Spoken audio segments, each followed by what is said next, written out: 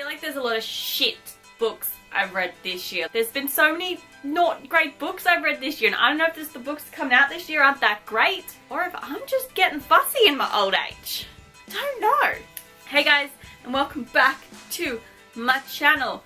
So today we are doing my least favorite books that I have read in 2017. There was a lot this year, as you can tell from the before bit of this video. But do you guys feel like there were so many books this year that were so average? Like, have you guys read a lot of good books this year, or have you read a lot of average books? Because I feel like for me personally, it's been a lot of average books, and I could have made this list a lot longer, but I kind of kept it like top 6-ish. One's a series, but I just couldn't help myself. The first book on this list was the first book that I read in 2017.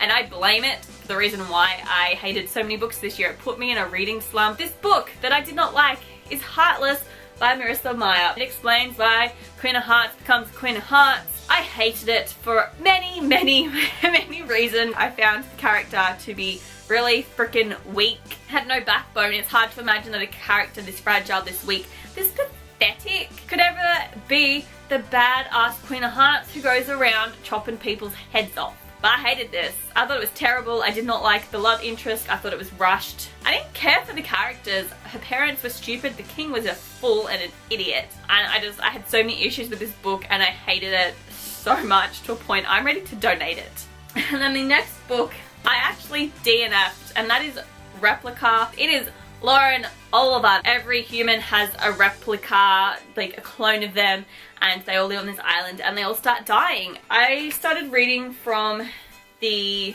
clone's point of view. Lyra. It was Lyra. I started reading from her point of view. I just did not care at all. I thought it was very boring, very dull. It took forever. It was not engaging, it was not interesting, and I just really struggled with it. And I got a couple of chapters in and I went, I can't read this. I put it down. I'm not gonna read this. I haven't finished it.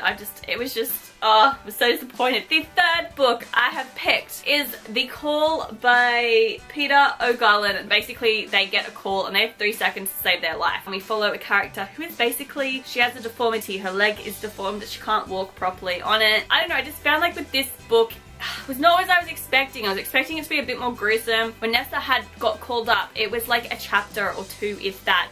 And I was disappointed because I wanted to know more about her journey in it. I just feel like for someone who was told her entire life she's gonna die, she's never gonna survive it, there should have been more of a focus on how she survived it. I just feel like we spent more time on the high school drama that I didn't care for.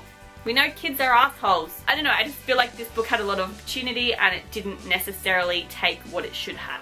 The next books I have is actually a series, and that is Miss Peregrine's Home for Peculiar Children by Ransom Riggs, which obviously features said book, Hollow City, and then Library of Souls. I've said it before and I'll say it again. I don't like male protagonists. I think it was an interesting concept. I just didn't find it very engaging for the most part. I found Library of Souls to be the most interesting book because that's when the plot line actually happened. I still think it's freaking gross that one of the characters was basically hooking up with the chick who his grandfather dated as well. But because she was stuck in a time loop, she was the same age as him. That's not creepy or gross at all. I don't know, everyone loved this series, so I expected more from it, and I just didn't like it. Didn't inspire me to pick up the movie, even though I still have the DVD and I really need to watch it. It had potential, and I don't feel like personally it lived up to that potential. The next book I picked up is 3 Dark Crowns by Candair Blake. I did not enjoy this at all. You know, I feel like you have this opportunity to take 3 female characters to make them really savage and brutal, and instead we got 3 whiny brats who need a backbone. There was insta-love in this. They were like googly eyes and insta-lovey, and it was stupid, it was pathetic. I did not appreciate it or enjoy it. No interest in picking up the sequel. I just think this book should have been 1,000 times better than it was. Nah, I'm done. I'm so done.